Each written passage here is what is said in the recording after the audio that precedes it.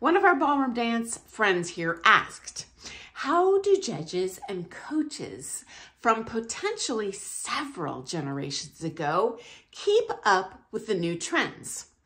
And so in previous videos, I've talked about how ballroom dance and especially dance sport evolves and changes over the decades, just like ice skating. If you look at competitive ice skating from 50 years ago, it's a completely different animal than what you would see in the ring today. No different in dance sports. Okay, so I'm going to share my opinions based on my personal 40 years experience in this industry, both as a competitor, as a coach, nationally and internationally. But I also love when you guys share your own stories in the comments, so we can all learn from your experiences. Ultimately, I am just one person. So here's been my observation. Number one, I have taken from almost every living former world champion in the international standard. And that includes some very mature teachers, you know, in their very late 70s, but still, you know, very successful and helpful, productive, popular coaches. So, you know, what's their trick? Because I've shown you videos, you know, linked to videos. I've shown old pictures from the comps, and they danced a lot different back in their day.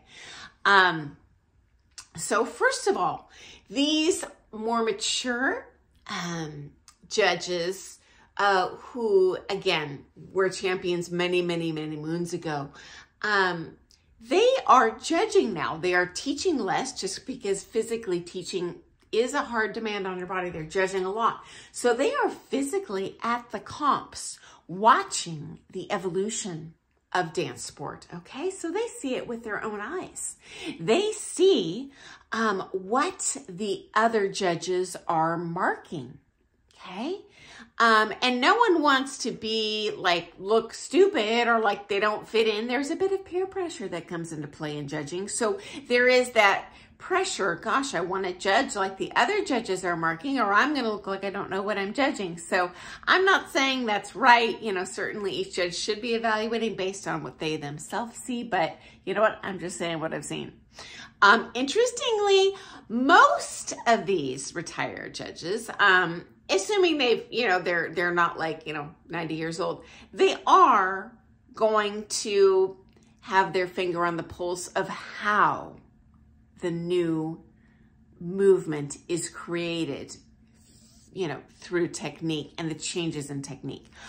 Honestly, truth be told, from the very, very senior coaches, they tend to be very old school. I took from a world champion a number of lessons who, very former world champion, and don't get me wrong, guys, I got a ton out of these lessons. This is a legend. I wouldn't trade that time for $1 million. And I did learn a lot about the etymology of the figures and where that movement originated, because the new technique didn't, you know, get pulled out of someone's keister. It's based on an evolution from the original figures. And this person was very, very, very knowledgeable about the original way the figures were done. And early on, how those figures evolved. So, funny enough, this person was a regular judge at Blackpool, and in their coaching to me, they were like, oh, no, that's not how you do it. And they were talking about foxtrot. And this person proceeded to, I don't remember if it was like a wine glass full of wine or water, but they demonstrated this, you know, perfect, you know, foxtrot where they didn't spill the water or whatever. And the reality is I'm like, well, I see you dancing that. I see you trying to teach me that way. I also see you marking something totally different at all the comps. So even though they were teaching the old school way, they were marking, I'll say, the new kind of evolved way like everyone else. So I don't know, I just thought you might get a kick out of that story. Again, guys, I'm not throwing shade.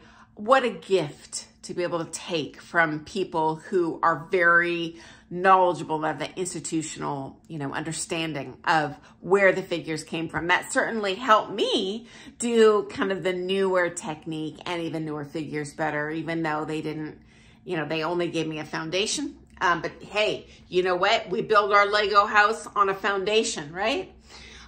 Okay. Secondly, the more recent retired professionals, honestly, most of them don't like judging. And there's a number of reasons why. I can jump down that bunny hole in another video, but here's number one. Judging does not pay as well as teaching. Judges statistically are going to make maybe 10 to 30,000 a year judging. An independent teacher will make 30 to 100,000 a year. I had several employees making in the 300,000 range. So, it's judging has a limited income potential, but you know what? That is a heck of a lot more income potential than pretty much any other career, at least in my country, if you're working in your 70s. So anyway, they aren't judging, but they are still coaching all the top competitors, including the top pros.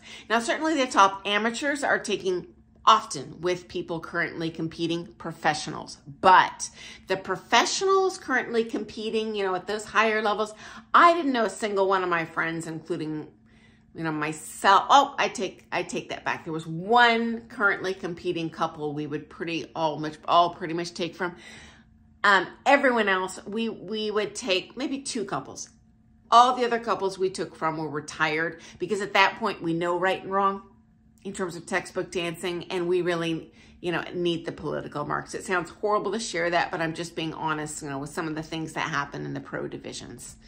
Not a problem for the vast majority of competitors, okay? But, what if you never actually go to the comps? Most do, especially if it's in driving distance, but what if you don't? Well, this day and age, hello guys, we have the internet. You can look up any comp on YouTube. And the beauty of cell phones, guys, even comps like the UK Open, which used to forbid filming, you're gonna get shots, great videography on YouTube that you can just watch what the current technique is, what the current trends are in choreography, because these things do change. And if you have, a decent coach, certainly I do my homework. I don't just go into my lessons, flying by the seat of my pants with what I pull out of my keister that day. I'm researching, okay, what level is this couple competing in? And I'll look at recent comps and what's winning on that floor. And what's evolving on that floor to stay in tune with that. And I suspect that your coaches are doing that too, friends, okay? So I hope that gives you some insight into, again, my opinion of how these kind of old school, people that competed literally decades and decades and decades, 50 years ago, are still relevant in the coaching world. And what they're judging their marks on. So anyway, guys, if you have your own additional information you'd like to share, I'd love to hear that. I'd also love to hear when you comment kind of generically what area of the country you're in, because the United States is a big country. It's quite different, based on where you go, as well as, we have many international friends here. What part of the world are you coming from? Because I love hearing your stories. It's fascinating to me and helpful for our other friends here too. So thanks so much for your question, guys. Saves me loads of time when you ask stuff, because I'm always guessing each day, well, what do I think people would find entertaining? So anyway, thanks so much. If you have any more questions for me, hey, shoot me a note in the comments. Love it. Appreciate it. Cannot thank you enough. And I look forward to seeing you tomorrow morning with some more things ballroom dance. Okay, guys, happy dancing day. See you soon. Bye.